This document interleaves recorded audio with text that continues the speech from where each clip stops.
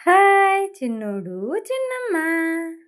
ఈరోజు మన ఇంట్లో ఉండే అమ్మమ్మ కోసం నానమ్మ కోసం మాట్లాడుకోవచ్చా? స్కిప్ చేయకండి, వీడియోలు ఎంతగా ఉందని ఒక సిస్టర్ నాకు కామెంట్ చేశారు. నానమ్మలు అమ్మమ్మలు ఉంటారు కదండి, వాళ్ళని మనం ఎంత బాగా చూసుకుంటామో కదా, కొంతమంది చూడరు. వాళ్ళు చనిపోయాక మేమిది తెస్తాము, మేమిది దీనికి ఖర్చు పెడతాము అంటారు. ఎందుకండి ఆ మాటలు? బతుకున్నప్పుడు మనం ప్రేమగా ఒక ముద్ద వాళ్ళ నోటి దాకా తీసుకెళ్ళి నోట్లో పెట్టామనుకోండి, వాళ్ళు చచ్చేదాకా వాళ్ళ మనసులో ఆళ్ళ మీదున్న ప్రేమ అలాగే ఉంటది. మా నాన్నమ్మ కోసమే చెప్తున్నానండి.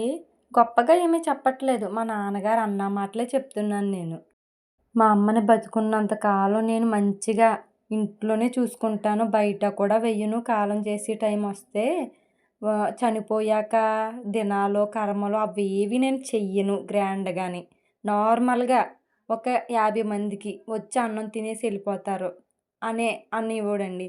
కానీ మా నాన్నమ్మ కాలం చేసేటప్పుడు కూడా అలాగే జరిగింది. బతికున్నప్పుడు ఒక ముద్ద అన్నం పెట్టకుండా, కనీసం నోటి పలకరింపు లేకుండా ఇసుక్కుంటూ చేసామనుకోండి ఆవిడకి మనసుకి ఎంత బాధగా ఉంటదండి. నిజంగానండి మా నాన్నమ్మకైతే మా తమ్ముడు, మా మరదలు, మా అమ్మ చాలా ఇదిగా చేశారండి. ఎందుకంటే అత్తగారికి చెయ్యాలి. కానీ మా తమ్ముడు భార్య చేయాల్సిన అవసరం లేదు. కానీ తను వాళ్ళ అమ్మమ్మ అనుకుని చేసింది. డైపర్లు మార్చి, స్నానం చేపించి, చాలా భోజనం పెట్టి ఇవన్నీ చేసేవారండి. ముసలోళ్ళు ఆరోగ్యంగా ఉన్నప్పుడు ఉడకగానే వేడి వేడిగా అన్నం, కూర పెడితే వాళ్ళు కడుపు నిండా తింటారు. ఇంక అంతకన్నా ఇంకొక ఆనందం ఏముందండి? చల్లారిపోయాక పెట్టే అన్నం కన్నా వేడి వేడిగా 2 ముద్దలు పెడితే చాలు కదా! ఇంకంత ముసలావిడ ఇంకేంటని ఇంట్లో వదిలేయలేదండి. మన గవర్నమెంట్ హాస్పిటల్‌కి తీసుకెళ్ళి 15 రోజులు, 20 రోజులో మెడిసిన్ పెట్టిచ్చారు. అప్పుడు కూడా రికవరీ అవ్వలేదు. అప్పుడు కూడా అమ్మే ఉండి దగ్గరుండి చూసుకునేది. ఎందుకంటే అమ్మ ఎట్టి పరిస్థితిలో ఇసుక్కునేది కాదండి. కానీ నోరు మాత్రం చాలా పైకొస్తది. చూసేవోళ్ళకి తిడతాదని అనిపిస్తది. కానీ చూడ్డంలో మాత్రం అమ్మను మించినోళ్ళు ఉండరండి. అలాగే చాలా సార్లు హాస్పిటల్‌లోనే పెట్టారు. ఒక 5 సార్లు దాకా. అప్పుడు కూడా అమ్మే ఓపికగా చేసేది. చనిపోయాక మనుషులు ఎలా ఉంటారో తెలుసా అండి? సామాలకి మేము డబ్బులిస్తాము. ఎందుకండి? ఆ మనిషి బతికున్నప్పుడు పెట్టందే సామాలకి డబ్బులేత్తే ఆళ్ళకేమన్నా కలిసొచ్చేసిందా? తినడానికి ఒక స్వీటు కూడా ఎప్పుడు తేలేదు. కానీ వచ్చి ఒక 500 ఇస్తారు, చేతిలో పెడతారు. 500 ఇస్తే సరిపోద్దండి. చనిపోయిన వ్యక్తికి ఎళ్ళనప్పుడు ఎందుకండి ఎన్ని పెడితేని? బతుకున్నప్పుడు మనం చూపించే ప్రేమ వాళ్ళకి ఎంత ఇదిగా గుర్తుంటదో తెలుసండి. నాకు మా నానమ్మ ఎంత గుర్తొస్తదో తెలుసా? నేను మా అత్తారింటికెళ్ళేటప్పుడు బండి దగ్గరకొచ్చి నా తల మీద నిమిడి పంపించేదండి. మా అమ్మ, మా డాడీ పైనే ఉండి బాయ్ చెప్పినా గానీ, నాకు ఇంటికొస్తాను గానీ మా ఇంటికి అదే గుర్తొచ్చేస్తది.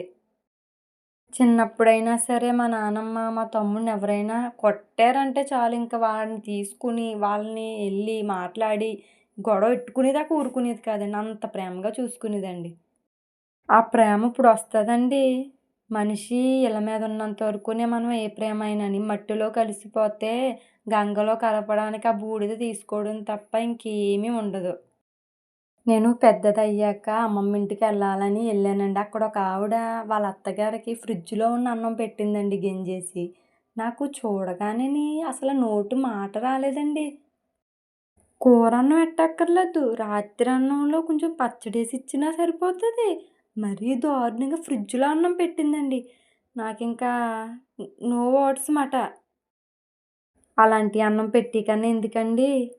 ఓల్డ్ ఏజ్ హోమ్‌లోకెళ్ళిపోతే అక్కడన్నా సరే పొద్దున్న, సాయంకాలం ఆ చారేసో, కూరేసో వేడి వేడిగా తింటారనిపించిందండి ఒకసారి నాకు. అప్పుడే. ఏవండీ మనము అదే పొజిషన్‌కొత్తామండి. పిల్లలు మనం ఇప్పుడు మన అత్తగారిని, మామగారిని ఎలా చూత్తన్నామో రేపొద్దున్న మన పిల్లలు కూడా మనల్ని అలాగే ట్రీట్ చేస్తారు. ఇప్పుడు బొమ్మ చూపిస్తే వెనకాల బొరుసుంటది. అది ఎవరు కనుక్కోరు ఆ క్షణం వచ్చేదాకాని. చేతులు కాలిపోయాక ఆకులు పట్టుకుంటే ఉపయోగం ఉందండి. సేమ్ అలాగే జరుగుతది. నిజంగా నువ్వు నిజమే చెప్తున్నావా ఫ్రెండ్ అంటే నేను నిజంగా ఎందుకంటే నన్ని మీరు ఎంతో ప్రేమగా నాకు సబ్స్క్రైబ్ చేసుకుంటున్నారు. బావుంటే కామెంట్ పెడుతున్నారు. మీకే అబద్ధం చెప్తే ఇంక నాకు విలువ ఉండదండి నా వీడియోస్‌కి కూడా. ఏదైనా జెన్యూన్‌గానే ఇప్పుడు కాకపోతే రేపైనా సబ్స్క్రైబు అవుతాను.